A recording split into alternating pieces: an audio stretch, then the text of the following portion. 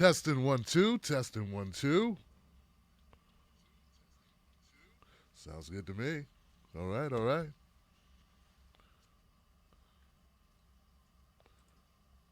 All right, guys.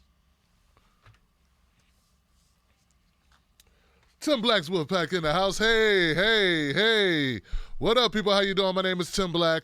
Welcome to the Tim Black Show. Glad you could be here. Glad I'm here. Glad, everything is working. At least it appears to be so. Let's go make a check on the internets. Let's go first to our YouTube people. What's up, YouTube peoples? How y'all feeling? How y'all feeling? Brad Bloom and Edwin Medina, Jake Morgan and Eon Hurley. Let me know if you can hear me, guys. Burned Out One and Light of Judgment, Maker of Things. Thank you for the super chat. Warren just made me mad. Warren just mad we dropped the house on her sister. He said we dropped the house on her sister. Wizard of Oz reference for my friend.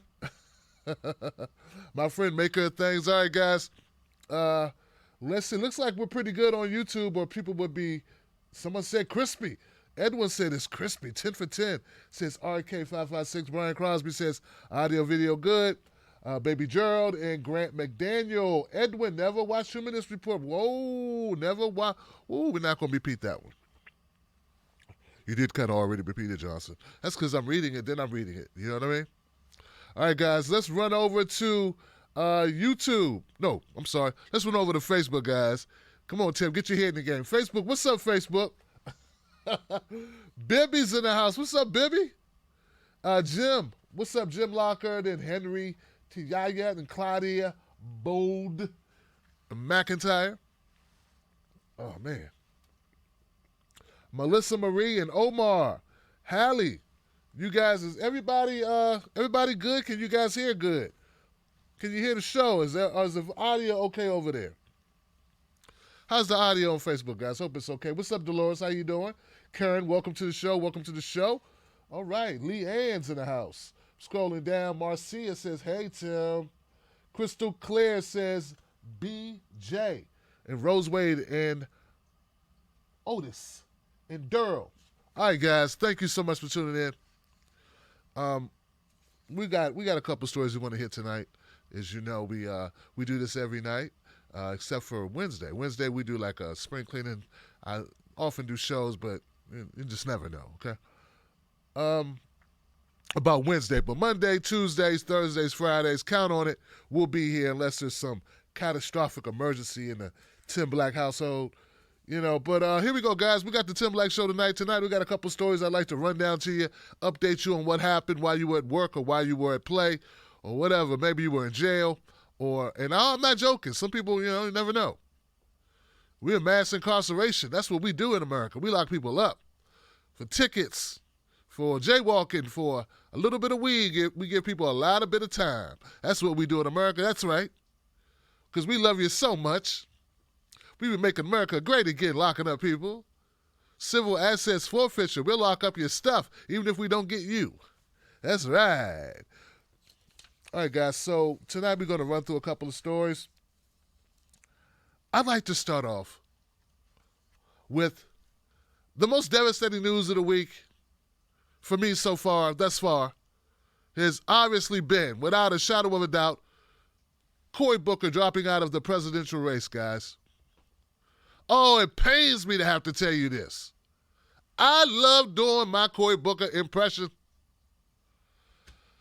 Unfortunately, Cory Booker has decided that his campaign was not viable, no longer able to sustain the amount of financial intake and outtake needed to keep a good ground game going, a strong ground game going in Iowa, New Hampshire, Nevada, and, of course, South Carolina. So, Cory Booker, senator from New Jersey, has taken a leave of absence, opting to focus on his senatorial run. That's right. Sort of like what I said with Kamala Harris. Like Kamala Harris, people are like, Kamala, please don't drop out. I'm like, no, Kamala needs to drop out. You guys are not her friend. She is losing in California. She needed to drop out, guys. You want her to be out of the Senate too? She's not going to win the presidency. People are just selfish. Not to mention, she's a cop. Well, Cory Booker dropped out of the race today. Here goes a video that Cory Booker released to announce his suspension of his campaign.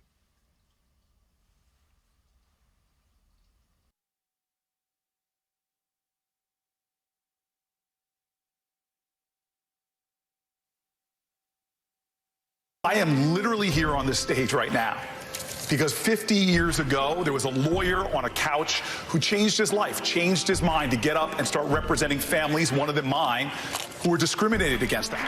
Ours is the story of the faith we have had in one another. We know beating Donald Trump is the floor, it is not the ceiling. It gets us out of a valley, it does not get us to the mountaintop. It's not going to be a referendum on who he is. It's going to be a referendum on who we are and who we are to each other and for each other. We need all Democrats together to call to this country, to stand together, to work together, to rise together. Today, I'm suspending my campaign for president with the same spirit with which it began. It is my faith in us together as a nation, that we share common pain and common problems that can only be solved with a common purpose and a sense of common cause.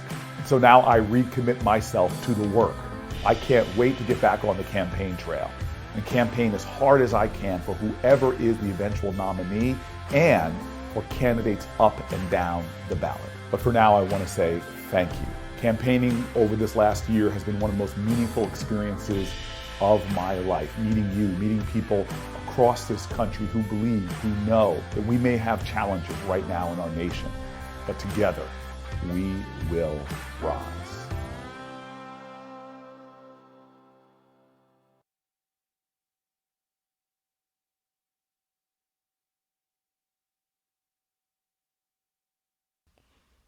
All right, guys. There we go.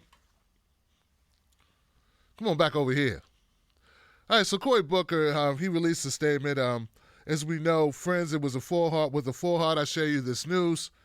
I've made the decision to suspend my campaign for president, the New Jersey senator said in a Medium post and an email to his supporters. Friends, Booker's exit from the 2020 race comes ahead of a Tuesday debate in Iowa, which we're going to talk about a little bit later. Senator Booker failed to meet the threshold in order to qualify for tomorrow's debates, which may have factored into his decision not to go ahead and proceed with his campaign. And we know that Cory Booker's been plagued with a number of issues with raising money. This has been a stumbling block for Cory Booker, as well as polling well enough to be included in the debates.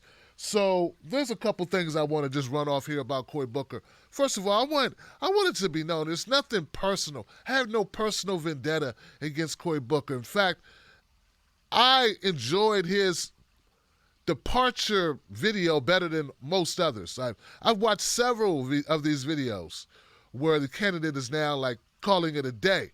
And I got to say that Cory's is the best one. It leaves me with a good feeling, a feeling of optimism as opposed to dread.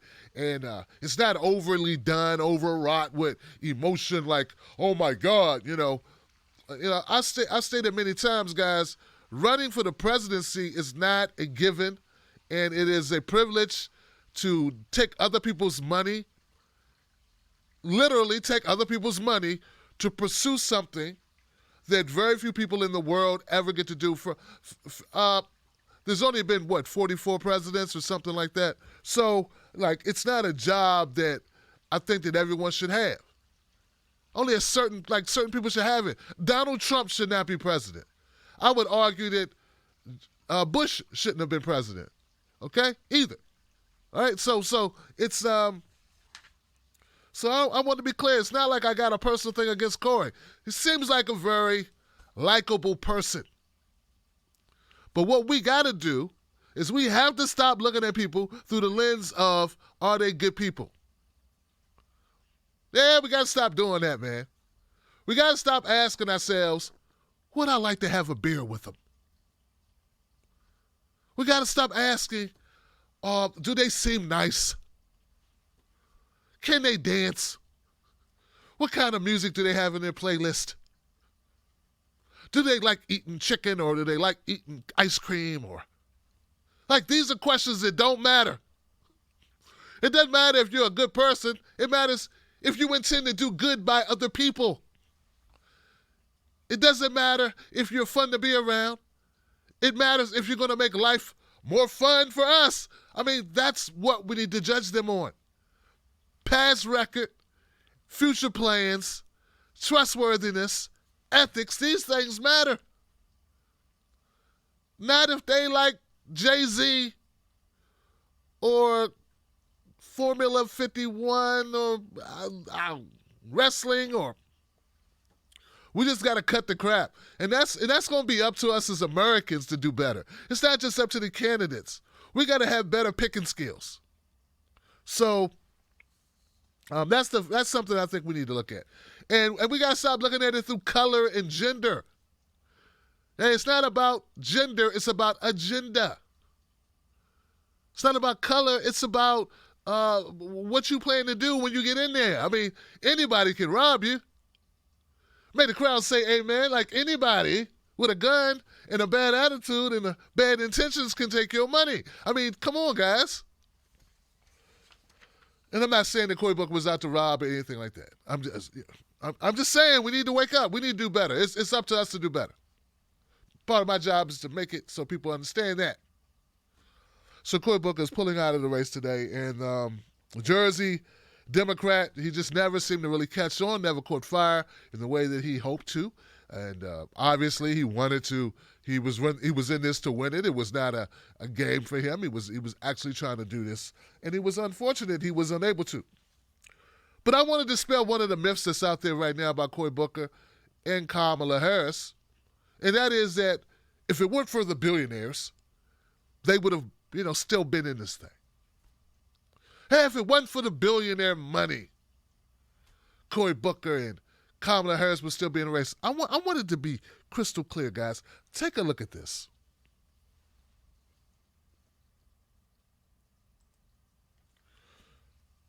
Now, you know that billionaires get no love on this channel. I'm not a guy who comes around here touting how great billionaires are, none of that stuff. But I want you to take a look here and see what I see, okay? This is a little grid showing you tracking billionaire donations over time. All right? Billionaire donations over time. As you can see here, Kamala Harris and Cory Booker received the most billionaire donations of any candidates in the race.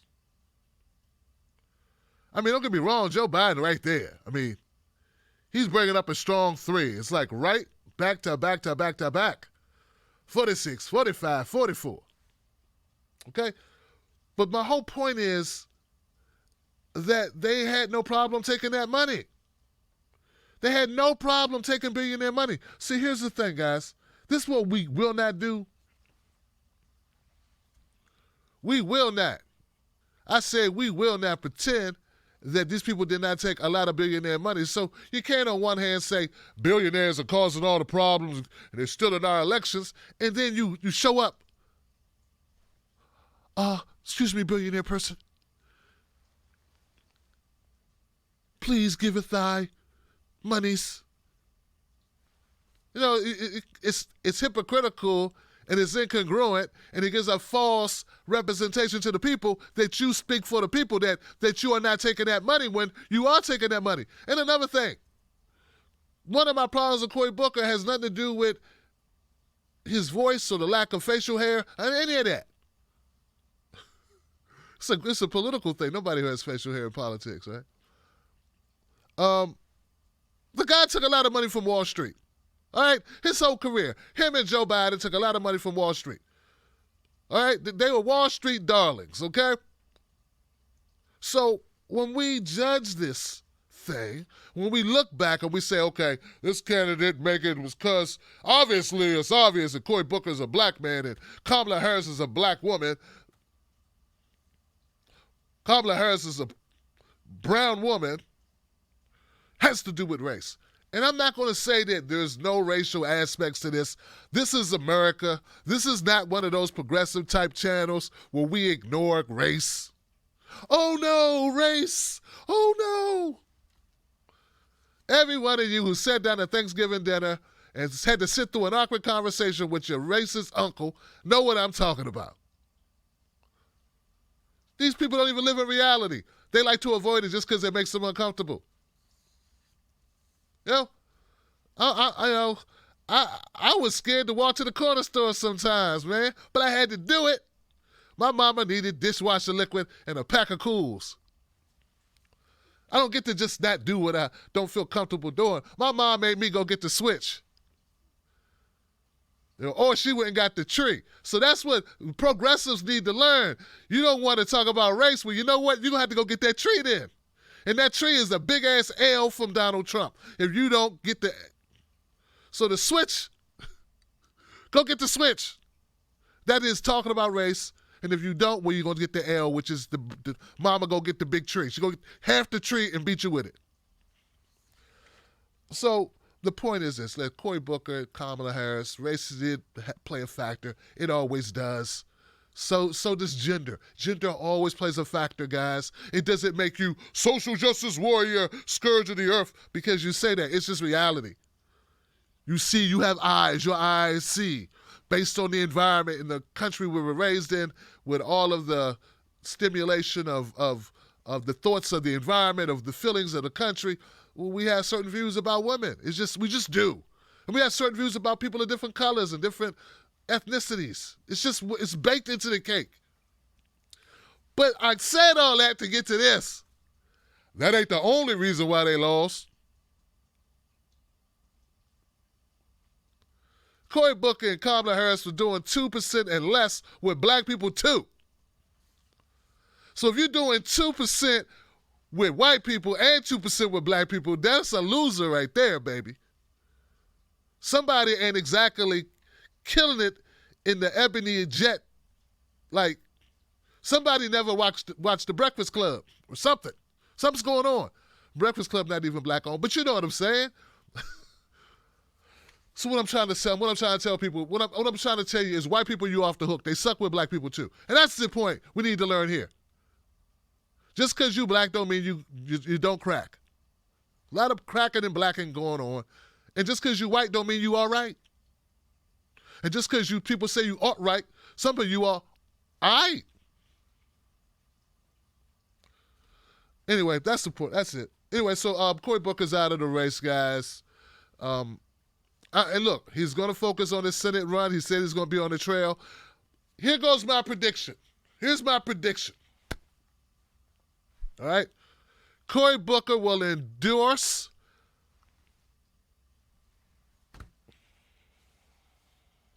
Elizabeth Warren. He's going to endorse Elizabeth Warren. I just got a feeling he's going to do that.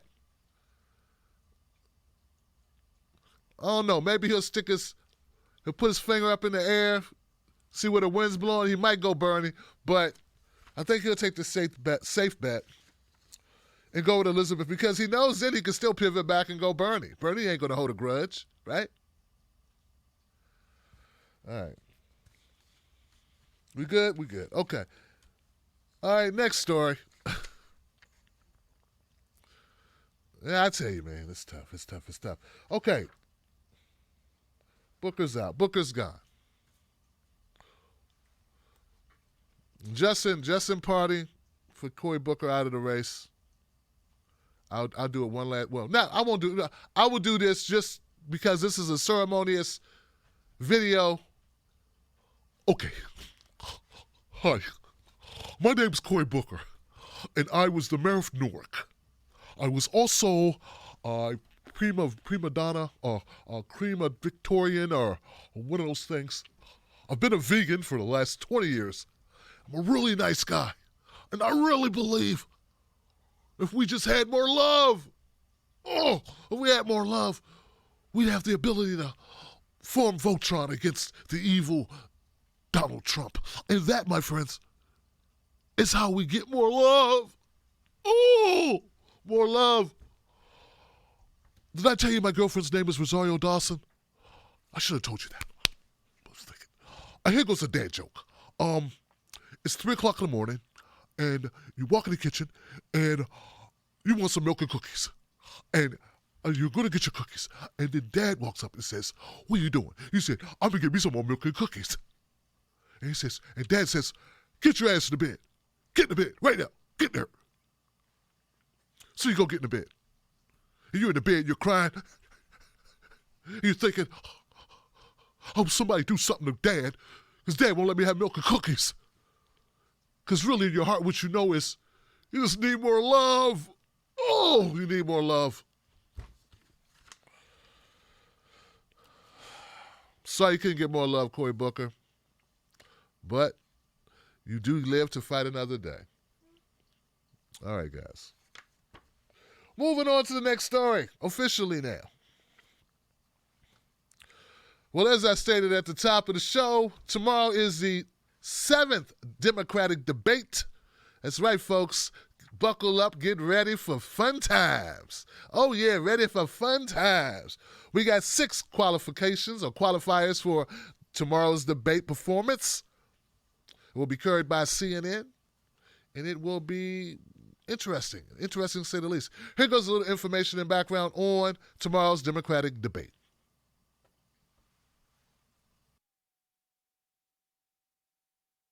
The 2020 race for president, with the new poll indicating Senator Bernie Sanders may be surging in that crowded Democratic Iowa field. That caucus closing in just 23 days away. Take a look. Sanders with 20% among likely Democratic caucus goers, followed by Senator Elizabeth Warren, Mayor Pete Buttigieg, and former Vice President Joe Biden. The top 4 candidates, though, clustered in a near tie. Here's ABC's Rachel Scott with the latest on the very tight race in Iowa. In Iowa tonight, the crowd on its feet for Senator Bernie Sanders, surging in that new poll, hoping to do what he couldn't in 2016, come out on top in the caucuses. I'm asking for your support to help me win the Democratic nomination. Just 23 days out from the first contest, the race for Iowa locked in a dead heat. 20% of likely Democratic caucus goers say the Vermont senator is their pick. Senator Elizabeth Warren, Mayor Pete Buttigieg, and former Vice President Joe Biden right in it too. In every Des Moines Register poll this cycle, there's been a different frontrunner. Buttigieg down 9 points since November. Sanders boosted by his loyal supporters, building on his base from 2016. I want him to get back in there, and I'm hoping this time we can swing it back. It's still anyone's contest to win. 45% of caucus goers say they can be persuaded to support another candidate. While his competitors are barnstorming the early states, former Mayor Michael Bloomberg is skipping Iowa entirely, zeroing in on his Super Tuesday strategy. The billionaire campaigning in Texas today with TV's Judge Judy. Judge, I am so honored to have you here. I'd love to tell you that I watch you all day, every day, but I have a few other things to do. But his plans to self-fund his own campaign with those record ad buys disqualify him from making the debate stage, leaving room for the other candidates to make their pitch directly to voters. Ads don't vote, and not even $10 million Super Bowl ads vote. People vote.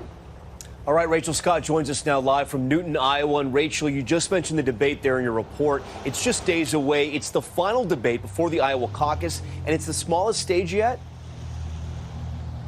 Exactly, Tom. 13 candidates are still in this race. Only 6, though, have qualified for that next debate. Bloomberg will not be there, but the other billionaire in the race, Tom Steyer, made the cut at the very last minute, and sharing center stage that night will be former Vice President Joe Biden and Senator Bernie Sanders. Tom? That takes place on Tuesday. Rachel Scott from the campaign trail. All right. All right. So there you have it, folks. We are looking at this debate tomorrow. It's going to be a 2-hour debate. It's hosted by CNN. I want you to tune in. We're going to do an after show. As customarily, that's what we do. We do an after show. I come on live and I give you the rundown of the debates. I do a live tweet storm throughout the debates if you're into Twitter. In fact, guys, it's very entertaining. I suggest you get an account. It's free. Go to twitter.com and follow me at Real Tim Black. That's Real Tim Black. Now, former Vice President Joe Biden, Pete Buttigieg, Bernie Sanders, Elizabeth Warren, Amy Klobuchar, activist Tom Steyer. 1, 2, 3, 4, 5, 6. That's it, right? Yeah, that's it. No one else qualified for the debates. It was on the cusp of qualifying with Cory Booker and Andrew Yang. But neither one of them were able to pull it off. In fact, I saw that Andrew Yang and his people were sort of saying, well, you know what, screw these debates. We're gonna do well without them. We're gonna keep on going without them because, as we know, Andrew Yang has had the ability to raise a lot of money to make him in contention. So he's been able to compete monetarily with the big dogs. So that's probably what's factoring into him staying in the race, is just the sheer amount of cash on hand that Andrew Yang has been able to raise. And it's kind of interesting that you have a candidate who's talking about giving people $1,000 a month and able to raise more money than most other candidates in the race. I thought you guys needed $1,000 a month. Who's giving Yang all these Yang bucks? Where's all the dough coming from? I thought you guys needed money. Maybe I've misjudged the Yang gang. Maybe I need to Yang it up. Joking. What else do we have? Well, so a couple things about the clip we just saw here. I don't want to forget that. One is, I don't know if people understand how invested people have to be to caucus. Like, if you live in a state like I do, I live in Maryland. I just go to the school, elementary school, and cast my little vote. It's no line, really. I've never had to stand outside more than 3 minutes. You know? It's really convenient. It's easy. It's not the case everywhere you go in America. Now, some places it's a little different.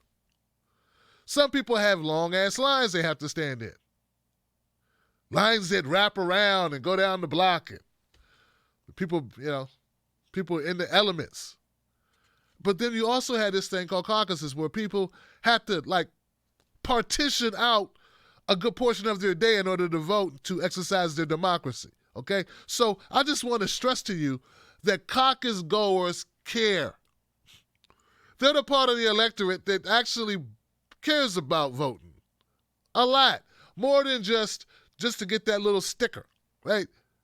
So what I'm also pointing out is that the enthusiasm level matters in caucuses.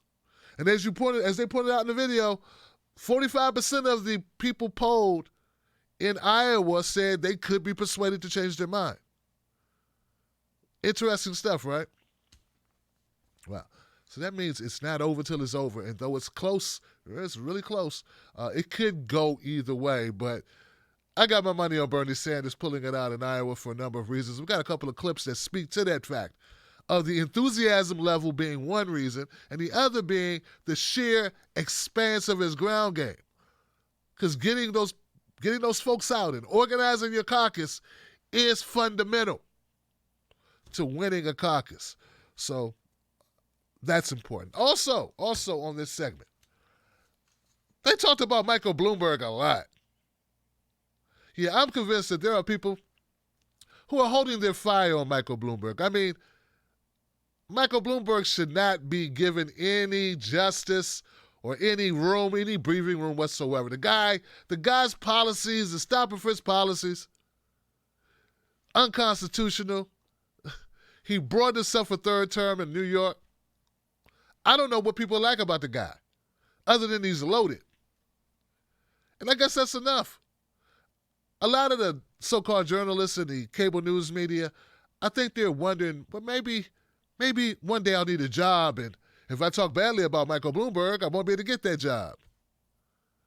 Yeah, I think that's what's going on, because I think there would be a lot more outrage about Michael Bloomberg if he was not Michael Bloomberg. What I'm trying to tell you is Michael Bloomberg has money. He's throwing around his weight. The guy is a spoiler all the way around. That's one thing you could pull from this. He's not even running in Iowa, New Hampshire, and Nevada, and South Carolina. He's waiting for Super Tuesday so he can come in like a Moab and blow up the election.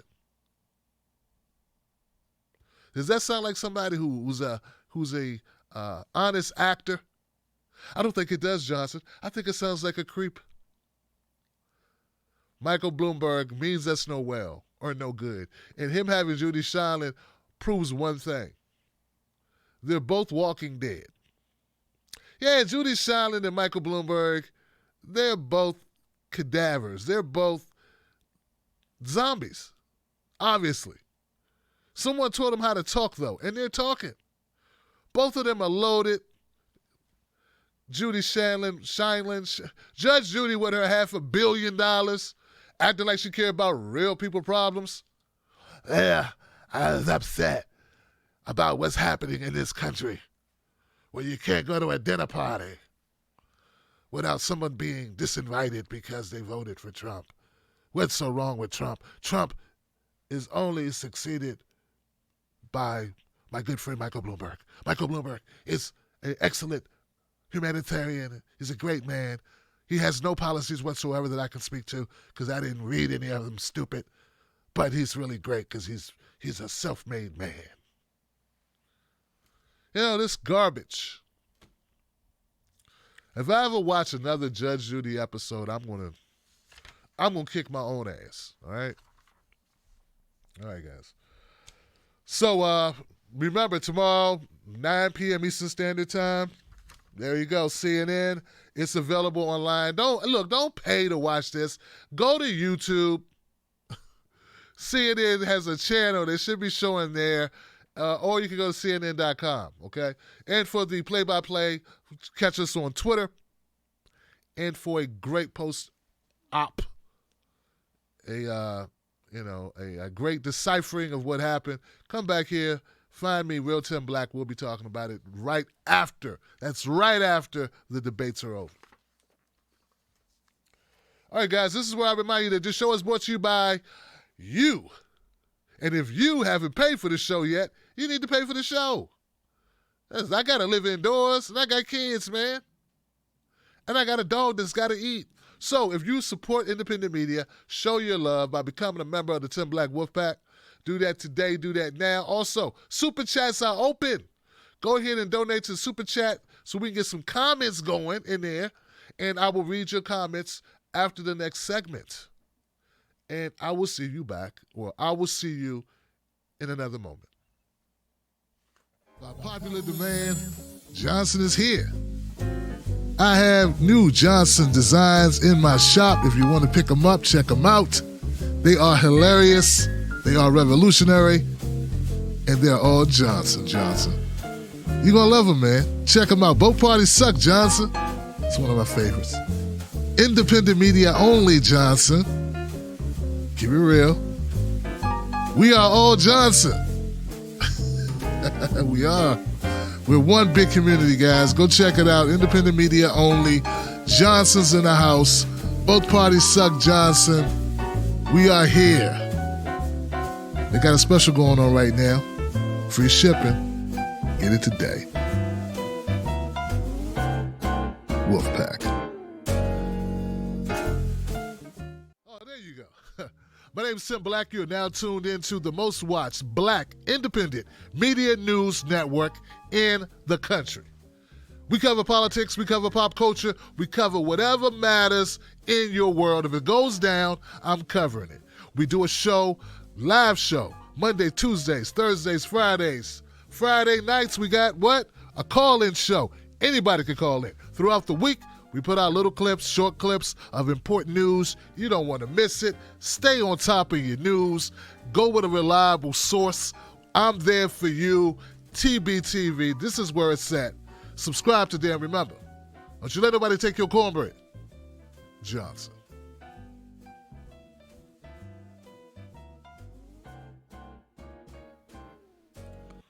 All right.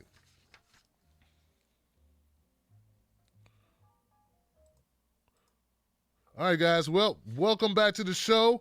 We got a couple of topics coming up that I think that are going to be pretty interesting. Just a reminder, we have a VIP text club that people are joining. Thank you to everyone who's joined so far. You are the best. Welcome, welcome, welcome. Tim Black's VIP Wolfpack list. What you do is you text the word cornbread to code 21000. And you opt into our VIP list, and we'll update you on special occurrences and super stuff that we do. You also will qualify or be able to qualify to receive free gifts. We got a couple of those coming up, so that's really dope. And we look forward to making those awards real soon. All right? So once again, text cornbread to code 21000. All right. We good? Okay. Somebody's been turning it up lately, guys. I don't know if you know this or not, but someone, and his name is Bernie Sanders. Bernie Sanders has really turned a negative situation with a health scare, and it's okay to say it. You know, anyone who gets ill suddenly, apparently, people are devastated for a minute. You're shocked, like, oh no, what's going on? You know, I was worried. But sometimes out of adversity comes opportunity, and sometimes people are able to become out better than they were when they went in. And that's one of the things that happens with health sometimes. You get a health scare, and now you know, hey, let me watch this, let me clean up my act, let me do better. So that's what it appears that's been a situation with Bernie Sanders. And ever since that health scare, Bernie Sanders has been rebounding, and he's been performing excellently in the polling, much stronger than he was before it. All I'm trying to tell you is maybe some of us need to get a little sick. Maybe we could come back and do our best work. That's all I'm saying. Like, hopefully it won't take that. But I'm just saying, like, I think a sense of clarity and focus occurs when someone, faces adversity. I know it has in my life. I know nobody making these videos for me but me. Well, Tim, how'd you get where you are? Well, I don't know, 3,200 videos? How many have you done? 300? Oh, well, that'd be part of it. Focus, baby. But anyway, so back to the Bernie polls. Here goes a couple of clips. Here goes the clip. We're going to go one at a time where Bernie is in an interview where Bernie knocks it out the park, and he sort of clarifies for us why Bernie Sanders is doing well. Check it out.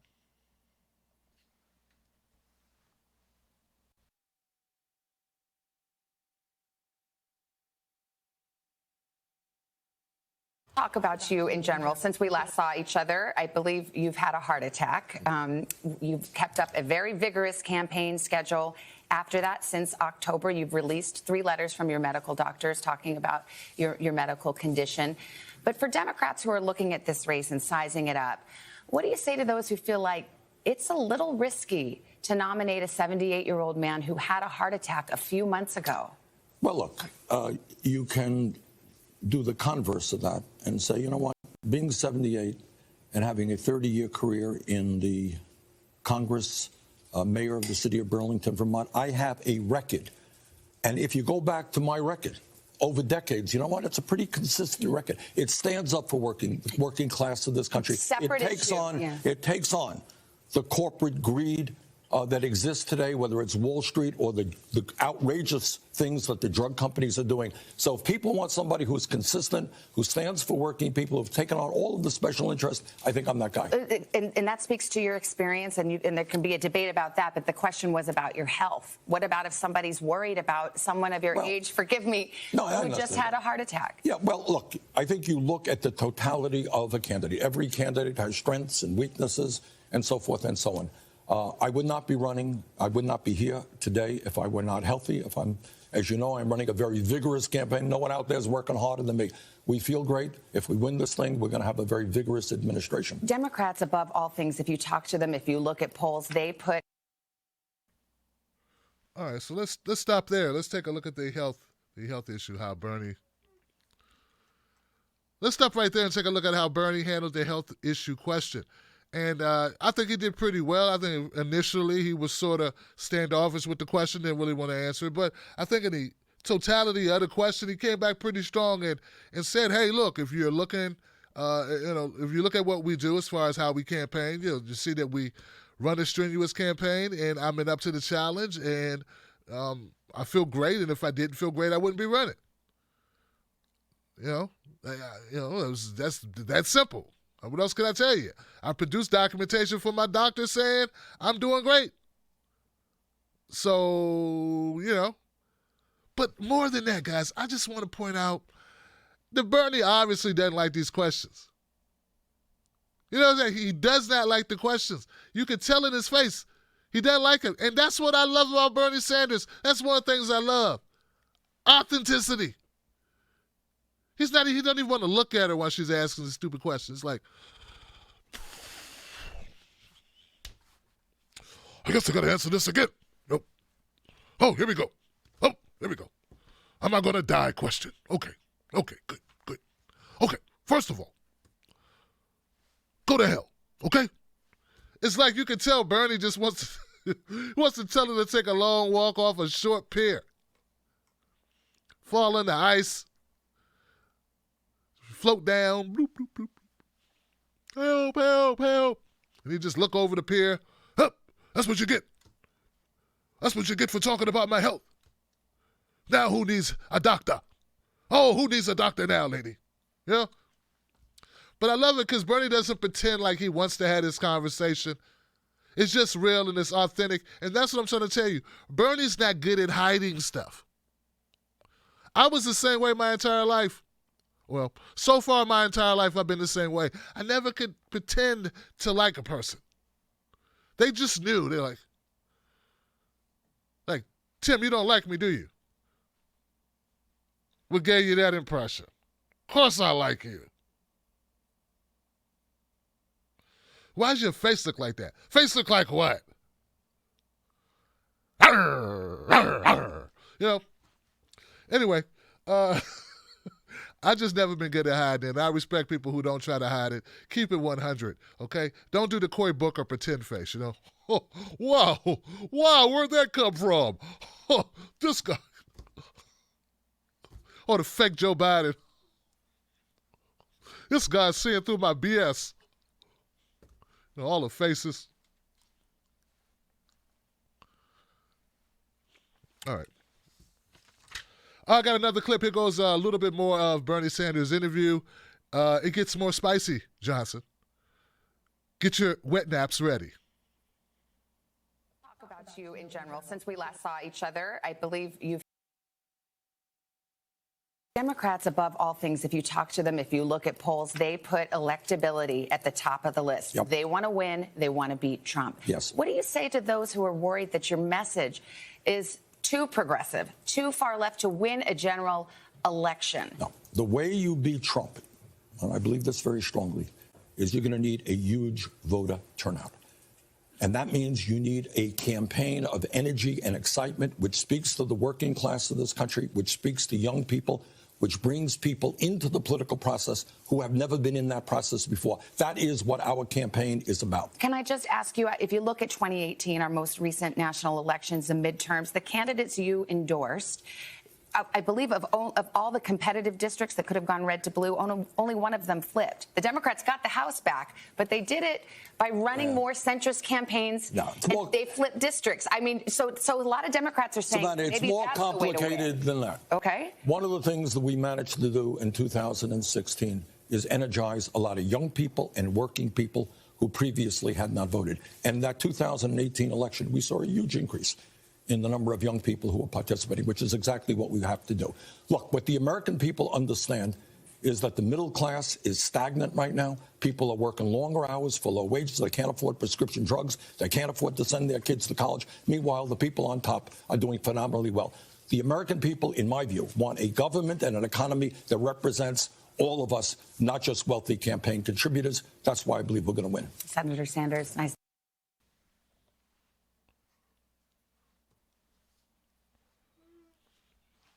Right there in that question, she asked Bernie Sanders, do you think it's possible that you're unelectable due to the fact that you're running so far to the left? And Bernie emphatically told her, no.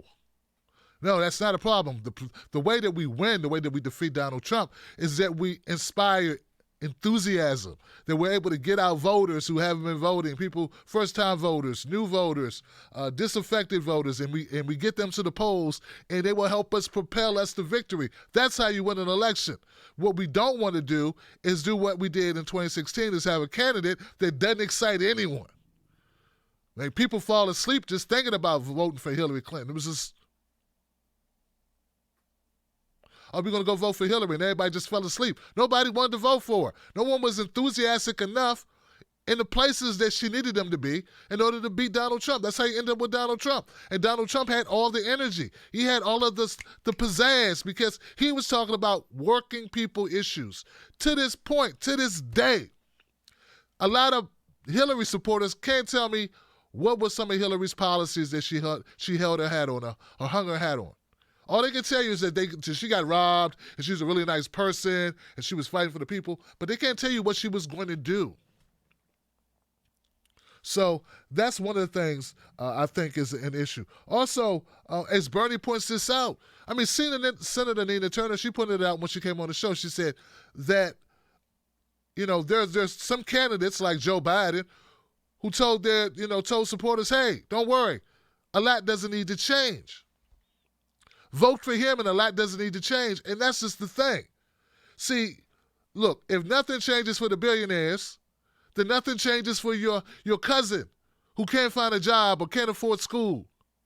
If nothing changes for the billionaires, nothing changes for Aunt Sylvia who can't afford her medications. See, you can't just say nothing's going to change for these rich guys and the corporations. If the corporations continue not to pay their fair share of taxes, then people will continue to die because they can't afford health care. Everybody can't be unchanged.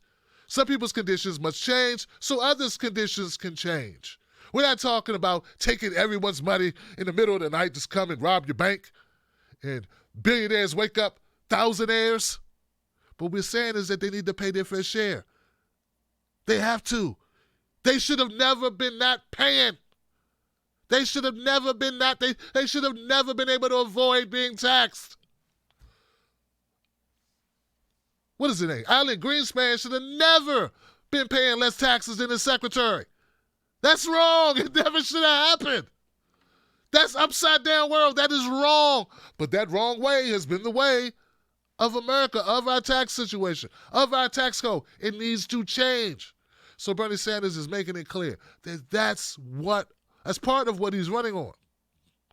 These changes that will impact the lives. You know, there's an old saying,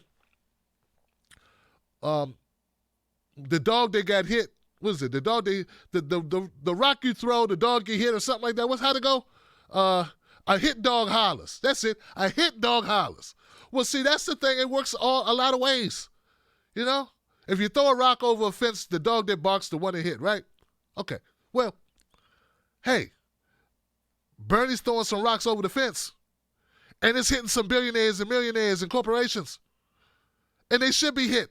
And they should start barking. But that should not be a reason for us to worry, because it's inevitable if we're going to have change. All right? All right. Now, part of making this change happen, and inevitability, part of it, you can't get a six-pack without doing some sit-ups. You can't, you can't drive a car without taking some lessons. You can't get that. You can't get out on a date without asking someone to go out on a date. I mean, unless you're a stalker, maybe something like that. Typically, you gotta talk to people. Can't just show up just like, hey, just show up and grab people and run. You gotta talk to people, ask them out. You can't just, hey, I have money. Hi. You have to actually form bonds, connections, take risks, talk to people, be a person that's, at least pretend to be outgoing enough to have conversations. You can't find a new job without filling out an application. You don't just be home and the job show up at your door, Oh, God, what's that? It's a job. Yeah. So certain things have to happen, okay? Certain things have to happen. For a Democratic presidential nominee to win the election, they have to win the black vote. Folks, Bernie Sanders is doing what he needs to do in order to win the black vote. He's not sitting back blaming the blacks for their lack of interest in his campaign. He has focused attention on improving in that area. To that point, here goes the video about the black vote. And yes, folks, I said the word black a couple of times. We need to be able to talk about these things. Check it out.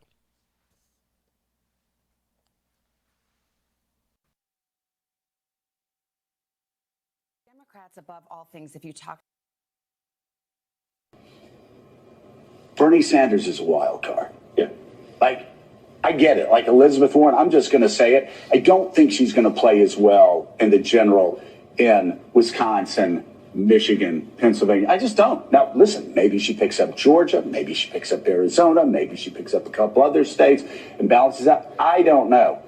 But there's something about Bernie Sanders in the industrial Midwest, the North industrial Midwest. He's a wild card. You can't just say, hey, because he's a socialist, he's not going to win. It's a weird thing. He is a socialist. He's proud. I think his views on a lot of things are batty. Regardless, this guy connects with blue-collar voters in the upper Midwest, in the Rust Belt, doesn't he? And I think one of the reasons for that is the thing that drives Democrats crazy about him. What's the first thing you'll hear when you mention Bernie Sanders and say, he's not a Democrat? Yeah. The fact that he's not a Democrat, the fact that he has distance from the Democratic Party, the fact that there's distance from all of these sort of familiar faces of the Democratic Party, I think it gives him sort of an authenticity with those voters. The one thing I'd say... That's the word right there, by the way. Authenticity, yes. Bernie doesn't give a damn. Like Trump doesn't give a damn, Bernie doesn't give a damn about what anybody thinks about him. And I think if you are mad at the system, if you are mad at the establishment, if you want to press that detonate button, he becomes an option. The one thing I'd quickly say, you look at those primary polls, if Sanders wins Iowa, he leads this Des Moines Register poll, how does he not win New Hampshire? And we're talking about the black vote in the South. 20% is 20%. It's not nothing. He has a 63-15 favorable rating with black Democrats. He's at 20% right now. Tell me what it looks like if he wins Iowa, he wins New Hampshire, and Biden is seen as having lost. Well, and he could win Nevada. In Nevada. If he goes 3-0, what does South Carolina look like? And remember, John Kerry, when he won the nomination in 2004, didn't have to win the black vote in South Carolina. He had to get it to a tie. That's what he did by winning Iowa and New Hampshire. So Trump tweeted about this poll showing Bernie doing well, and it said, he said, wow, what does this all mean? Stay tuned. To which Bernie retweeted with comment, it means you're going to lose. So we'll go live to Von Hilliard in Iowa next. Plus, back in July, President...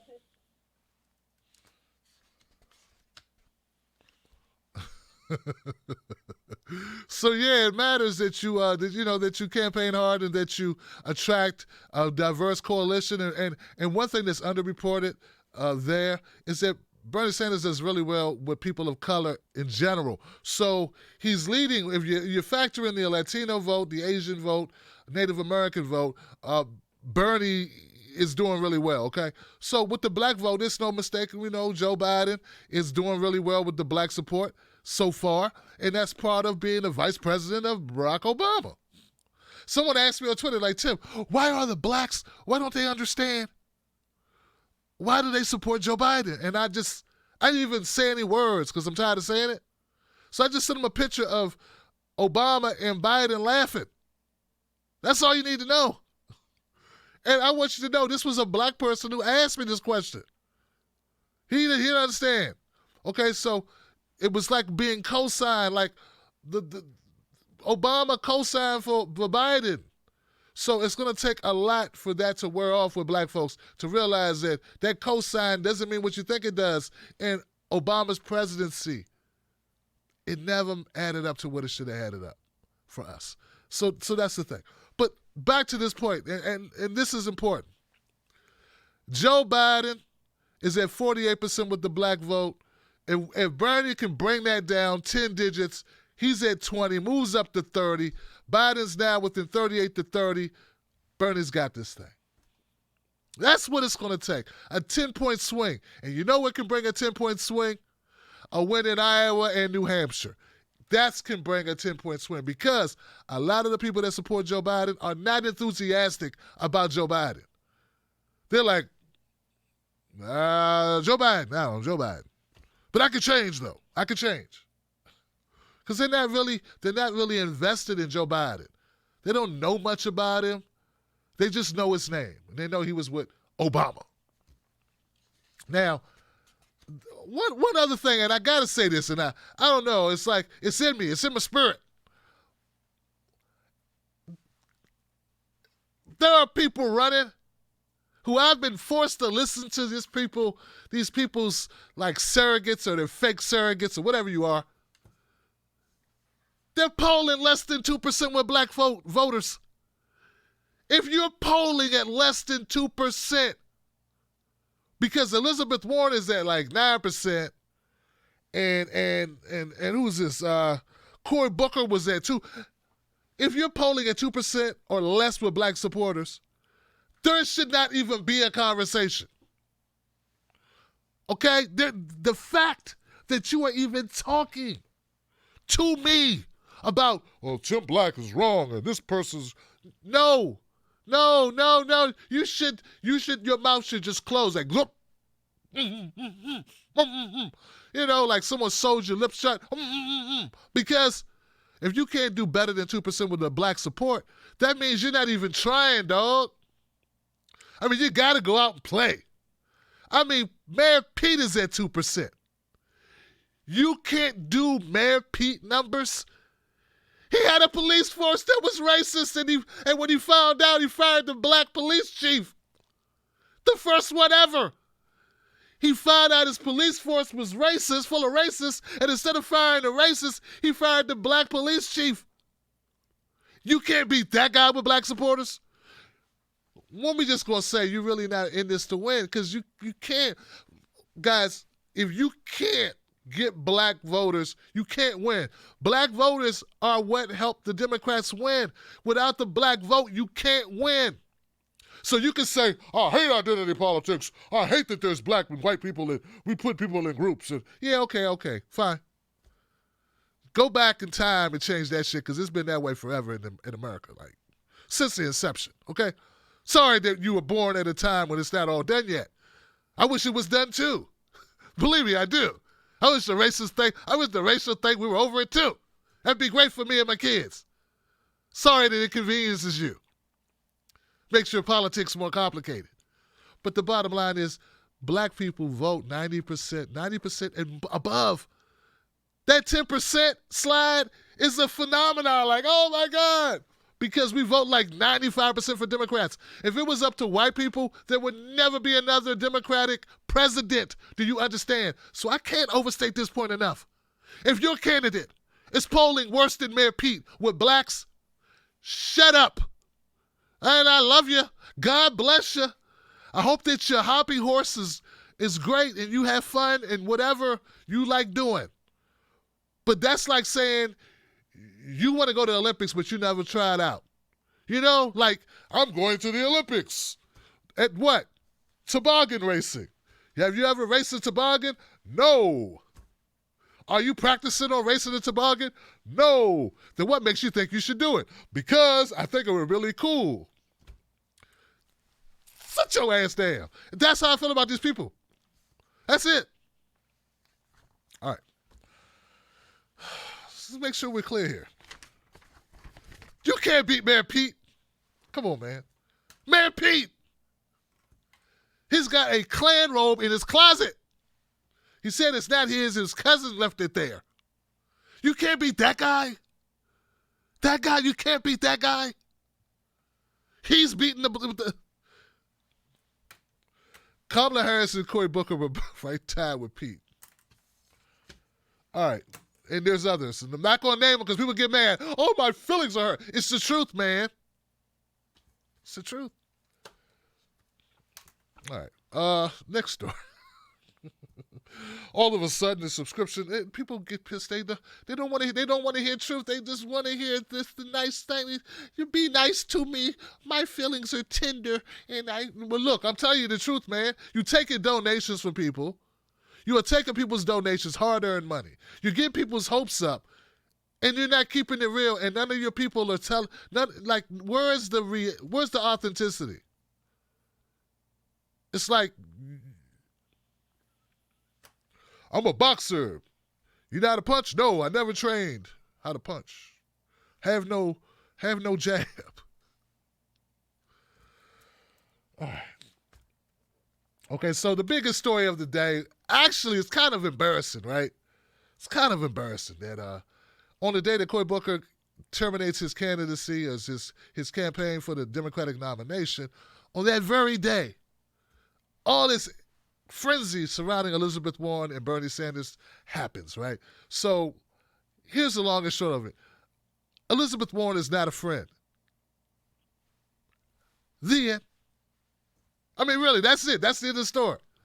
I mean, She never was. And look, if Bernie Sanders and Elizabeth Warren were truly friends, then we'd be looking at Bernie Sanders in the White House right now, or we would at least had Elizabeth Warren endorsing Bernie. Because they were friends, right? Look, all I'm saying is that they're not friends, okay? Obviously they're not, because over the last 24 hours, the Elizabeth Warren campaign has thrown Bernie under a couple of buses. Gave him a little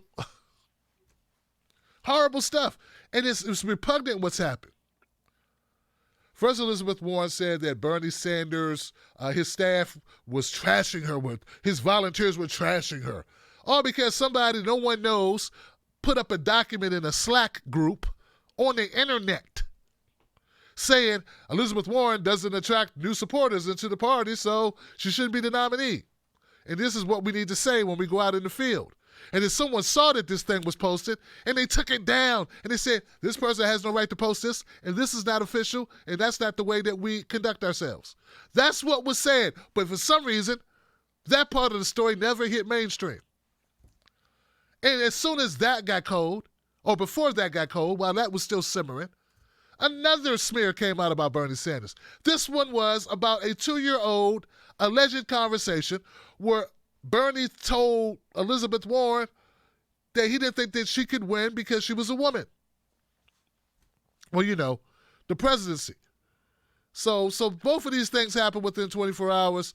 It's all, to me, based on what I'm seeing, it looks like a smear tactic where Elizabeth Warren feigned to be hurt. Her feelings were hurt. So now she wants to throw out some red meat about Bernie Sanders.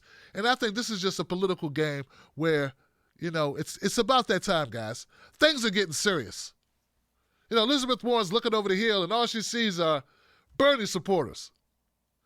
And she's looking at her campaign go the wrong way at the wrong time. And once again, the Bernie Sanders campaign is in this to win this, and so is the Elizabeth Warren campaign. They're not working to win it together. So we covered this earlier today. Here goes. How do I want to do this? I don't know if people saw this. You know what? I have a clip. I'm not going to do the entire thing, but after I do super chats, I'm going to play you the clip from today's coffee show where I did a great breakdown on this, and I think you're going to enjoy it.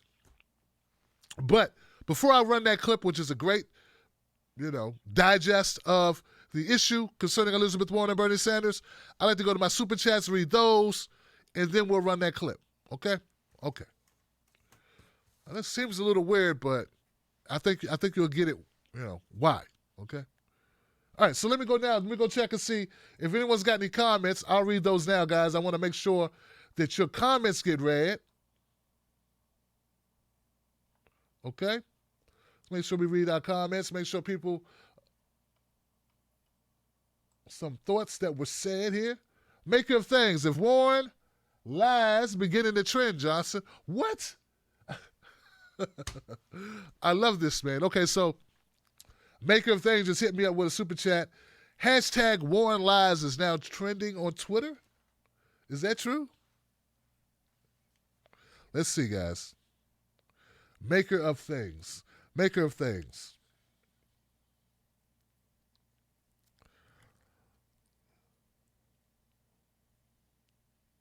Okay, I don't see it yet, but it could just be, yeah. I got something about football. Okay, so Maker of things also said, Warren just mad we dropped the house on her sister. I think I read that one already. Kyle Wagoner says, probably going to curse tonight, so might as well get it over with now. Shala Sheen says, is Warren done for? First Jewish president. Hashtag. And you know something? That is something that's never discussed. Bernie Sanders would be America's first Jewish president. And that's not a small thing. All right? Jewish folks have faced anti-Semitism world over and in the United States as well. And it is significant. What is I think somewhat bigoted, right, is the fact that it never gets talked about. So there goes that, right? Larry the Truth. I guess Mayo Fudge. I guess Mayor Buttigieg is next to drop out, another Republican running as a Dem. Larry, I don't think Buttigieg is going to drop out. I think his intention is to go as far as that money will take him. And thanks to his friends in Hollywood, there's been a lot of money coming in for Mayor Pete. Rev Marie says, preach, Tim, people need to understand the caucus circus. Thank you, Rev Marie. Yes. And Rev Marie is one of our newest moderators, guys, by the way, as well as Sign of the Times. Thank you, Rev Marie. Yeah, people gotta, that's where the rubber meets the road, man. The caucus road. That's people who are dedicated. Some people are there all night caucusing. And that's another thing about the 15%. Oh, guys, we're going to have great shows sort of breaking down this whole process because there's a lot of fallacies out there. And these caucuses, and I want to make sure I get this right, so I don't want to speak out of turn. But there are thresholds that candidates need to meet for them to retain delegates. And if you don't meet these thresholds, then it goes to the second ballot or your second option. So there's more to this voting process than is being depicted, okay? Larry the Truth says, if Bernie 2020 says Turner is vice president, game over for all the BS. These corporate scumocratics keep trying. I agree with you. If Bernie Sanders says his running mate is Nina Turner, it's a wrap. It's a wrap. In my view, she would bring in so much to this campaign. She's already done so much. I think she would be a phenomenal choice for vice president. I do. I see it. Kush Rinda says, this feels like a haymaker from a flailing Warren campaign. She won center, lost voters. Now throwing Hail Marys by trying to bury Bernie. Yeah, it's a little. Actually, this will be the self-inflicted wound, I feel, that ends the campaign. There was a certain amount of love and support and generosity extended by the Bernie Sanders supporters. In fact, I know a number of Bernie Sanders supporters who thought favorably of Elizabeth Warren. But this latest travesty, even if you think it's possible that Bernie, first of all, the story about Bernie saying a woman can't win, that doesn't make sense for a number of reasons. One of those reasons is he went around the country campaigning for a woman. It wasn't that long ago. I mean, he just did that. I think he really thought that Hillary should win or could win. Okay? Number two is, according to reports, this conversation that Elizabeth Warren says that took place, she has changed that story several times. Not unlike her Cherokee DNA. Okay, Sunshine? Okay, Johnson? She changed that story. In fact, it's been rumored that every time she told the story, the wording got a little bit different. And in her story, she never specifically said that Bernie said verbatim that she couldn't win because she was a woman. So we get conflicting reports even about what she says she heard. And when they say 4 sources say that this conversation took place, all of the sources' source is Elizabeth Warren telling them after the fact because this was a private dinner. So everyone who says, well, Bernie said this thing, are basing that on what Elizabeth Warren told them. So once again, guys, what I was saying is, I feel like this is going to hurt Elizabeth Warren in the long run. It gets you a news cycle, but it's going to cost you the election. And a lot of goodwill. Rock Lee gave to the show. Thank you, Rock Lee, for giving to the show. I appreciate you, my friend. I do. Now, guys, for those of you who work for a living or were out away from your computer, who did not get an opportunity, to check out the story, my full-length video on Bernie Sanders and Elizabeth Warren on this whole issue of these accusations made by Elizabeth Warren. Here goes a video on that, guys. I just did it a couple hours ago. It was live. I think you're going to enjoy it. Don't forget to become members of the Tim Black Wolfpack. Do that right here or go find us on Patreon at Tim's Take Live. Remember, tomorrow night, we're going to kick some butt. We're going to talk about post-debate, everything that happens. We're going to cover it on this show. You know how we do. Number love for you. I'll see you soon. Wolfpack.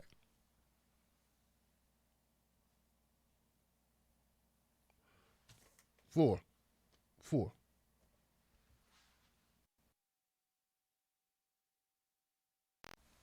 Elizabeth Warren is claiming that Bernie Sanders is sending his surrogates out to trash her. Now, this has been picked up by the Washington Post, the New York Times, Politico. I mean, pretty much everywhere you look today. When I woke up, I saw this everywhere. How could Bernie do this to Elizabeth Warren? And what it all boiled down to was a document that was posted in a Slack organization, or a Slack thread, was Slack like community. So there's these like message boards, for lack of a better term, that are shared by volunteers of the Bernie Sanders campaign to coordinate events, to coordinate canvassing, door knocking, phone banking, what have you.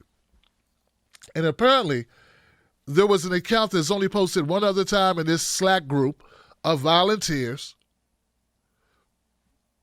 that posted this document with some ideas about how to address people out in the field regarding Elizabeth Warren. So that's the backdrop of this particular complaint by Elizabeth Warren. Here goes a reporter asking Elizabeth Warren about this. Sanders campaign and the way that they are talking about you at the doors here in Iowa, basically saying that your voters are people who will vote Democrat anyway, that you don't bring new bases into the Democratic tent. Why is he wrong? I was disappointed to hear that Bernie is sending his volunteers out to trash me. Bernie knows me and has known me for a long time. He knows who I am, where I come from, what I have worked on and fought for, and the coalition and grassroots movement we're trying to build. Democrats want to win in 2020. We all saw the impact of the factionalism in 2016, and we can't have a repeat of that. Democrats need to unite our party, and that means pulling in all parts of the Democratic coalition. It means building a grassroots movement with face-to-face conversations with people who door knock. It means getting a positive message out to people. That's how we will beat Donald Trump.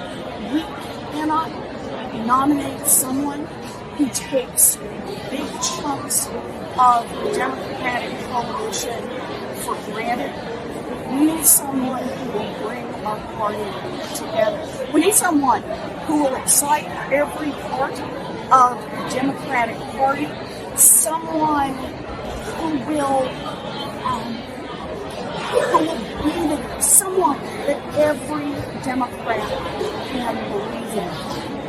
I hope Bernie reconsiders and turns his campaign in a different direction. You say you need someone, though, who every Democrat can get behind. Is that not Bernie Sanders? I believe we need someone every Democrat can get behind. I'm out there fighting for every Democrat. According to Sanders campaign members who were told never to go negative or contrast with other candidates. So these are people behind the scenes who say this is what the directive was handed down from Bernie, not to go negative on Elizabeth Warren or any other candidate for that matter. In fact, when I had Senator Nina Turner on my show, she says, Bernie prides himself on not going negative, that he tries to keep it focused on the issues, not the human being, not the person. So that was that. But in regards to just this clip alone, what she says in this clip is, I was disappointed to hear that Bernie's sending his volunteers out to trash me. Bernie knows me and has known me for a long time. He knows who I am, where I come from, what I've worked on and fought for, and the coalition and grassroots movement we're trying to build. I hope Bernie reconsiders and turns his campaign in a different direction. We all saw the impact of factionalism in 2016, and we can't have a repeat of that, she said. The Democrats need to unite our party. Okay, so Bernie Sanders responded to this. Speaking at an event in Iowa City, Sanders distanced himself from the talking points produced by this document and says that he did not personally approve this document. He said if it was produced, it was done by a rogue employee who's someone who's not affiliated with the campaign. We have hundreds of employees. Elizabeth Warren has hundreds of employees, and people sometimes say things that they shouldn't, Sanders said, adding that Warren is a friend of mine and that no one is going to be attacking Elizabeth. Well, all right, guys, so that's all of that. Now, just a little bit of commentary on this part. I find it amazing that Elizabeth Warren says that Bernie and I are friends, but then when somebody, not Bernie Sanders, but someone, some small person, maybe not even directly hired or paid employee of the campaign, makes some suggestions in a obscure group that's not public, now you don't contact Bernie and say, Bernie, hey, longtime friend of mine who knows me so well, what's this? Instead, you go make a statement to a reporter with cameras and microphones around. So I just want to point out the hypocrisy of this entire thing, the entire overblown reaction, the fake outrage to all of this. If they were truly friends, as Bernie said many times, as Elizabeth Warren has said many times, what do friends do? Do friends go before cameras in news crews and go with he say, she say, hearsay BS and make it public and play victim? Because that's exactly what Elizabeth Warren is doing. She's playing a victim of, not even of Bernie, of some obscure person, faceless, nameless person in a group somewhere. For all we know, on a Reddit-like group board, message board, who made a comment about her and about the type of people that she attracts with her campaign. And I also want to iterate, guys, I'm not that disappointed in the comment. I find the comment to be full of basis. It's not a smear at all to say that Elizabeth Warren doesn't bring new people into the party because, well, she doesn't. How many people have never voted before are very energized by Elizabeth Warren? How many people are moved to get off the couch because Elizabeth Warren is running? I have not heard this buzz that would lead one to believe that Elizabeth Warren is able to pull people in, independents and disaffected Republicans or pissed off Republicans or people who voted for Trump who now are like, wow, why'd I vote for Trump? Or people who didn't vote last time who are like, you know what, for the first time I'm going to vote. Or young people who have never voted, their first time voting, who are like, you know what, I'm going to believe in this process because I'm so energized by Elizabeth Warren, I just gotta vote. I gotta vote. Like, I haven't heard it or seen it. So, though Bernie Sanders does not take credit, nor does he say he authorized it, nor does anyone in the campaign. I have a direct line to Brianna, David Sirota. I've been following him. I haven't heard him talk about it. None of them take credit and say, hey, this is us. This is what we believe. And as a campaign, this is a difference we want a difference we're trying to accentuate. But it doesn't take a rocket scientist to determine that there's some validity to the statement, even if it could have been planted. Even if it could have been planted, all with the idea of, well, we're going to say that we're the ones being smeared. Now we're going to have the ability to do some smearing because that's what happens in politics. So put a pin in that thought because on Twitter I said this looks very much like a setup. One of the best ways to smear someone is to pretend that you were smeared.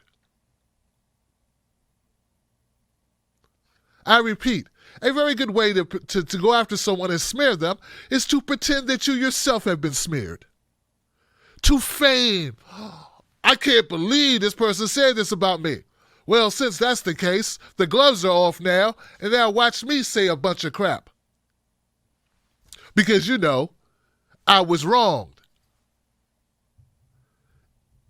And within maybe 2 hours, my suspicion was validated because Elizabeth Warren, her camp, I don't know about her particular, I'm not going to say her specifically, but her camp put this out. Here's what CNN is now reporting and running with on their website. And MJ, you have some new details about a meeting between these two, a long ago meeting before either of them joined the race. Tell us about this. That's right. We have some new reporting on a private meeting that took place between Bernie Sanders and Elizabeth Warren in December of 2018. You can do the math on the timing of all of this. This would have been when both senators were both preparing to launch their 2020 campaigns. And the two met in Warren's Washington, D.C. apartment, and they discussed a couple of things. And here's what CNN learned. We learned that the two discussed the importance of staying civil and not going on the attack against one another if the two were to face off in the 2020 election. They thought that it was important to not undermine the progressive movement. We also have reporting that they discussed ways to beat Donald Trump, and that Warren told Bernie Sanders that two major reasons she thought that she would be a strong candidate was because she could mount a robust argument on the economy, and that she thought she could get broad support from female voters. Now, 4 sources tell CNN that Bernie Sanders responded to Elizabeth Warren by saying he does not believe that a woman can win. Now, we are also told that Sanders expressed some frustration about the role of identity politics for Democrats, and also that Elizabeth Warren disagreed with Sanders' assessment that a woman could not win.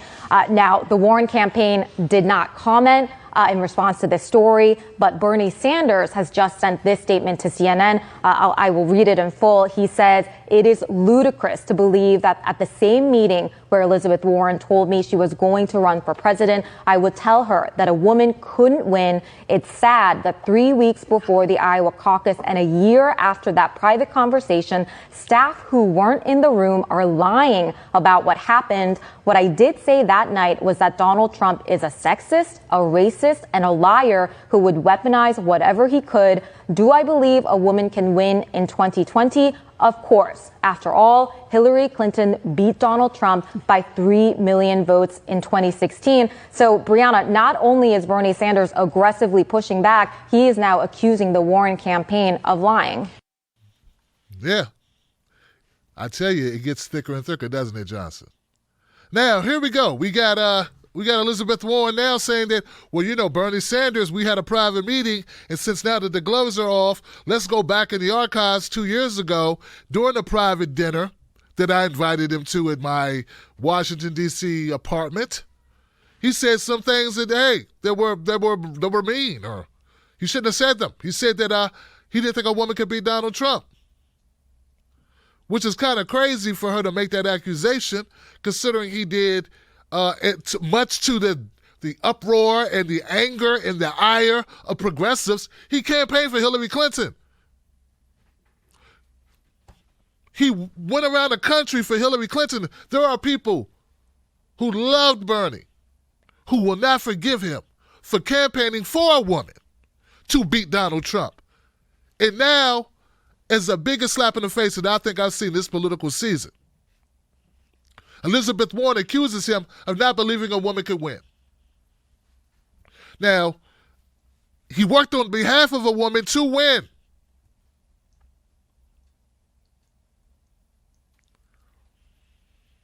So I find it very hypocritical of Elizabeth Warren to make that allegation. Very slippery. And she may not know this. I know that this was a calculated strategic move by her. I don't think this was not a willy-nilly, oh, wow, let's just see what happens. I'm pretty sure that Elizabeth Warren decided, her and her team decided that now this would be the tack that they would like to take. Because, well, they're a campaign, they're a corporation. A corporation is not just a couple of people putting their heads together and deciding, oh, what the hell? Let's give this a shot. No, a campaign at the size and stature of Elizabeth Warren's campaign has decision makers, and they have meetings, and they have staff, and they have all types of stuff. They have catered foods and logistics. And what I'm trying to tell you is that this was strategic. This was planned, okay? Also, part of the plan was they're going to make some money off of this thing. Yeah, some money off this, Johnson. Check this out. This is the document that the Elizabeth Warren campaign sent out, where Elizabeth Warren tries to raise money off of this thing. Last night, we got some disappointing news. Bernie Sanders' campaign is instructing volunteers to dismiss our broad-based inclusive campaign by saying the people who support Elizabeth Warren are highly educated, more affluent people. When I heard that description, I didn't recognize it. That doesn't describe me or many of the passionate volunteers and organizers I know. This type of attack isn't about disagreeing on issues. It's about dismissing the potency of our grassroots movement. I can't read any more of this, guys. I'm sorry, I can't do it. I can't do it. I can't read no more of that. Elizabeth Warren is pounding her chest, patting herself on the back to the point of dislocating her elbow about a grassroots movement. Someone needs to educate Elizabeth Warren on what a grassroots movement looks like. Maybe it looks like a campaign with the most donors ever in the history of campaigns in the United States. Maybe that's what a grassroots movement looks like. A campaign that has more officers and volunteers than any other campaign has ever had in the United States. Raise more money than any campaign in the Democratic Party in the United States ever. Maybe that would be a good benchmark for what a grassroots movement looks like, a broad-based grassroots movement. You know what's not an organization or a campaign that's run by a presidential candidate that uses words like factualism, that the majority of people don't even know what the hell that means. Factualism. Bernie Sanders campaign, guys, the average donation, was it $18? I don't think that's Elizabeth Warren's average donation. The most common job of a Bernie Sanders donor, teacher. Top 3 most popular employers, Target, Walmart, and USPS, Postal Service. Is that working class enough for you? Yeah, that's pretty working class. I mean, these are all factual statements. It's just reality talking, guys. So, I'm not here to say that Elizabeth Warren shouldn't run. She should run. She's running. But to try to play victim, to avoid responsibility for your flailing campaign, to avoid your own messaging gone awry, to avoid facing up to the fact that you're slipping in the polls. And folks, make no doubt about it, Elizabeth Warren is slipping in the polls. This all conveniently comes a day before a debate and while you're slipping in the polls. Even if you believe Elizabeth Warren and you say, yeah, that Bernie, he probably doesn't like women. I know he's married to a woman. I know he went around the country for a woman. I know that he lost some supporters because he endorsed a woman that a lot of his supporters didn't like. But he probably doesn't like women. Even if you believe that, guys, why wait till now, a day before a debate, less than a month out from Iowa, to come out and say it? That's all. That's all I'm saying. Why wait till now? If this is true, that Bernie is a chauvinistic, misogynistic pig, why wait till Iowa when you're slipping in the rankings and when you're falling behind? We all know. Don't we all know the reason for this? The timing. Look, I don't believe in coincidences. Neither should you, Johnson. Believe in what your eyes see and what your ears hear. That's what you can believe in politics. Very little else should you believe. To that point, that Elizabeth Warren is getting desperate, desperately seeking a win, desperately seeking a comeback is what Elizabeth Warren is doing. Elizabeth Warren and her team, they watch the news just like anyone else. Have you seen what they're saying about the Bernie Sanders campaign relative to what they're saying about Elizabeth Warren's campaign? Just in case you missed it. You know, look, the rallies that he had in Davenport yesterday, Iowa City yesterday, is the exact same Bernie Sanders that I heard on the stump back in 2018 when he was out here campaigning for congressional Democrats, back when he was 2015.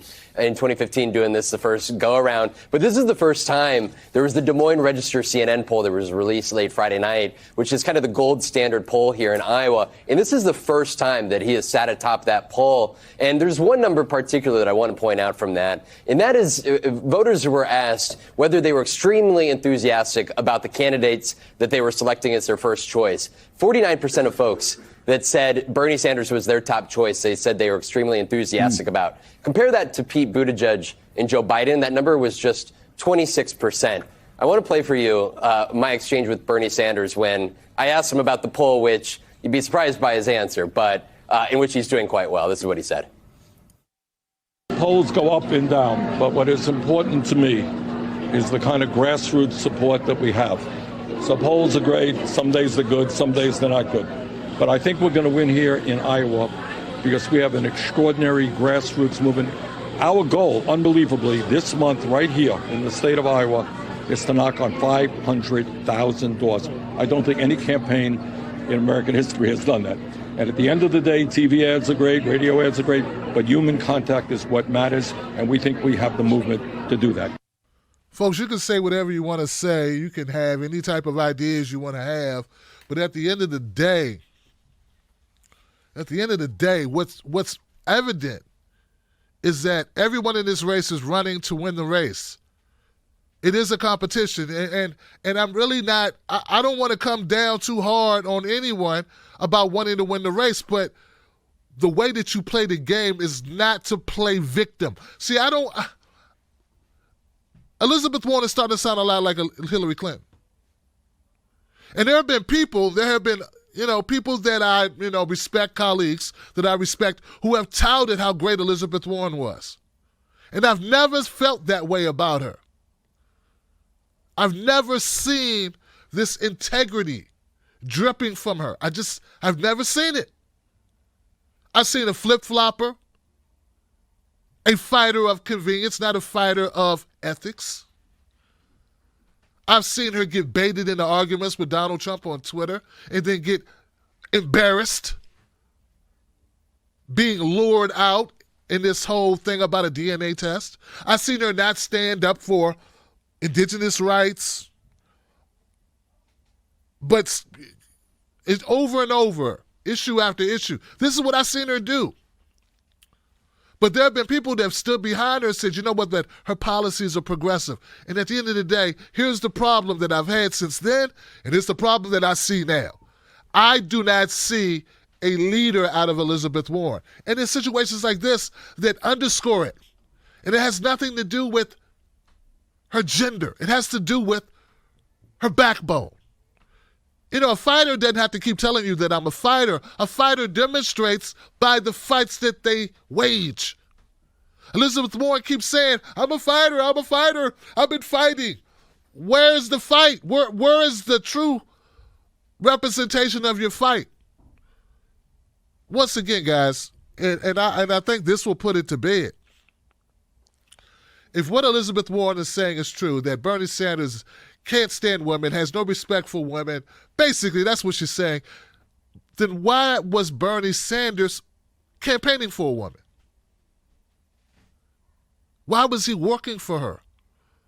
That woman being Hillary Clinton.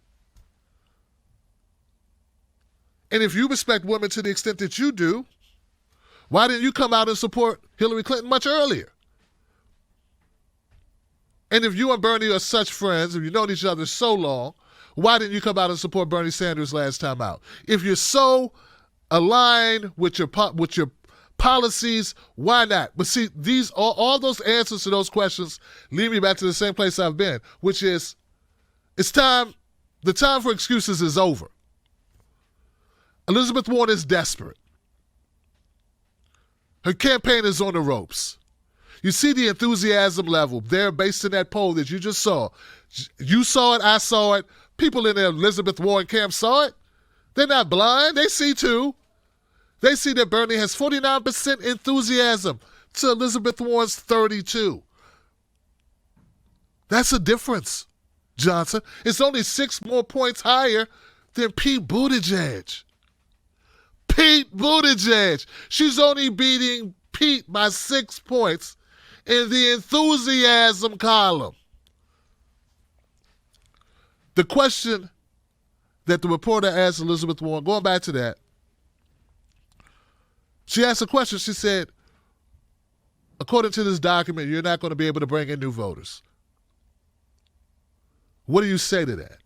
And instead of answering the question, Elizabeth Warren proceeded to play victim and talk about what she expected out of Bernie and how ashamed of him that she was. But she never answered the question. And folks, when you are only ranking 32% enthusiasm, how can you then claim that you have such grassroots potential? I don't think you can, Johnson. See, now, I have no reason to defend Bernie Sanders if I thought that Bernie Sanders was a basher of women, didn't love women, didn't respect women, that'd be another thing. I don't believe that's true, and I believe that Bernie Sanders believes that it's not about gender or race as far as who can defeat Donald Trump. It's about what are you running on? And are you building a coalition based on issues that everyone cares about? That's what Bernie believes, and that's the kind of campaign he tries to build and that he has built. And for better or for worse, that's his mindset. To that point, Bernie was just on ABC Today. Not today, the show, ABC Today.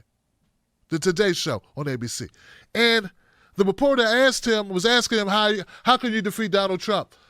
Bernie's reasoning of what he thinks is necessary in order to defeat Donald Trump, he lays it out.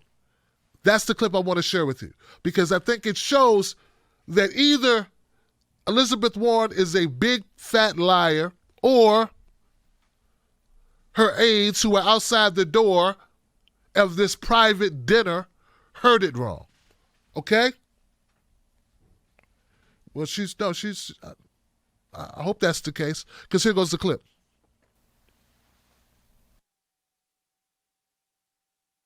Democrats, above all things, if you talk to them, if you look at polls, they put electability at the top of the list. Yep. They want to win. They want to beat Trump. Yes. What do you say to those who are worried that your message is too progressive, too far left to win a general election? No. The way you beat Trump, and I believe this very strongly, is you're going to need a huge voter turnout.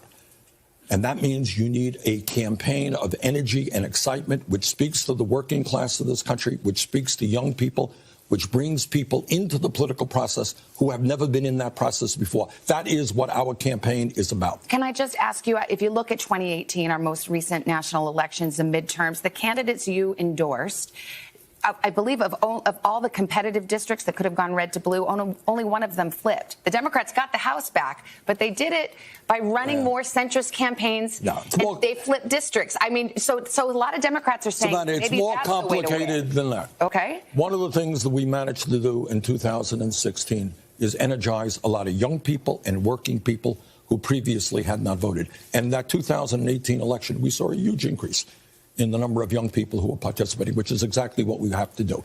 Look, what the American people understand is that the middle class is stagnant right now. People are working longer hours for low wages. They can't afford prescription drugs. They can't afford to send their kids to college. Meanwhile, the people on top are doing phenomenally well. The American people, in my view, want a government and an economy that represents all of us, not just wealthy campaign contributors. That's why I believe we're going to win. All right. So Bernie answered the question right there.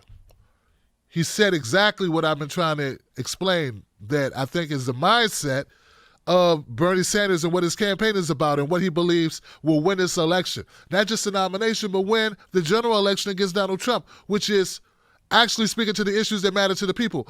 I believe that Bernie believes that. And I don't think that has to do with gender. That has to do with what your agenda is. Not your gender, but your agenda. And if your agenda addresses these issues that impacts working people, poor people, middle-class people, black people, white people, Latino people, Asian people, Native American people, people gray, straight, bi, trans, whatever you are, if the issues that you are addressing impacts the lives of those people and sets out to make those lives better, then you will do well. And that's what I think he believes. That's true populism. I don't think that has anything to do with gender. Okay? And the last point I want to make before we go is thank God this happened. Yes, thank you. I'm so glad this happened. I'm not upset. I'm happy this happened. You know why? Because I'm so tired of people with wishful thinking believing that the Bernie Sanders campaign is working with other campaigns. That somehow this is a buddy situation. That this is a dual presidential run situation. When it's not. This should be your clearest indication that Bernie Sanders is running to be president and Elizabeth Warren is running to be president. And so is everybody else, not to name any more names. Please let this put to bed the notion that Bernie Sanders and Elizabeth Warren are a couple. That we're going to have the first co-presidency. Dual presidency. We are not. They are both running to win the nomination. Johnson. So let this serve as a representation. Let this serve as proof, finally, that they're not in cahoots. I had Senator Nina Turner on the show, and she said it, and people said, well, Tim, she has to say that because if there was a secret pact, then she couldn't say it because it's a secret. What do you need to happen to show you? She just backstabbed Bernie twice in 24 hours. Twice. Is that enough proof for you? What else should she do? Set fire to his home in Vermont? What else could she do to prove to you satisfactorily that if Bernie's doing this, that the Bernie Sanders campaign is unilaterally running for president, that it's not a team effort with other candidates?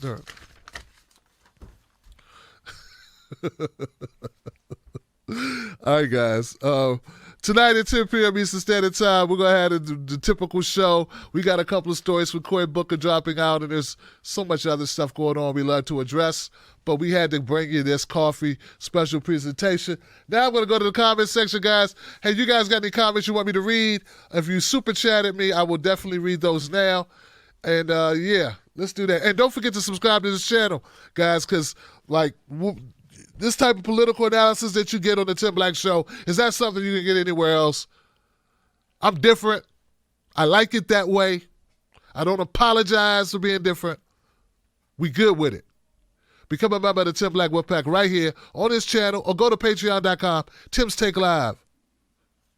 All right, so let's go check those comments.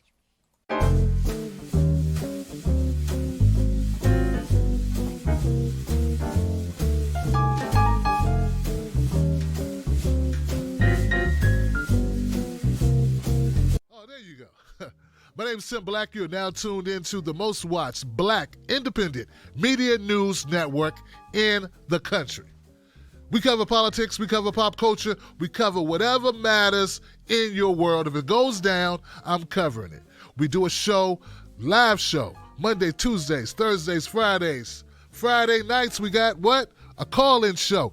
Anybody can call in. Throughout the week, we put out little clips, short clips of important news. You don't want to miss it. Stay on top of your news. Go with a reliable source. I'm there for you. TBTV. This is where it's at. Subscribe today and remember, don't you let nobody take your cornbread.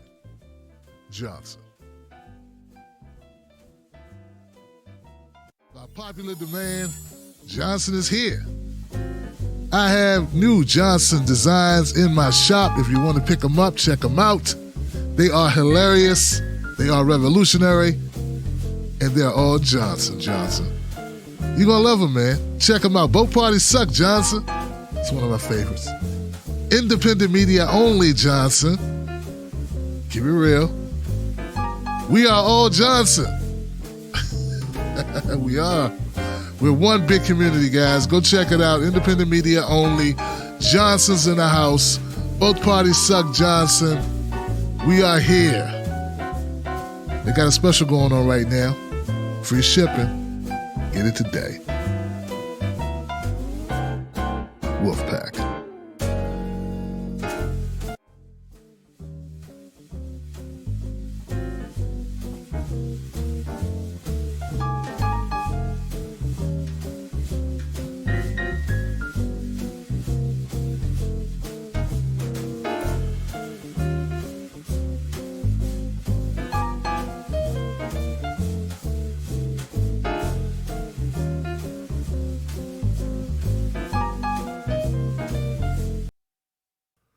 Shout out to Lita Gray. Lita Gray with a super chat donation that said, great coffee show today, Tim.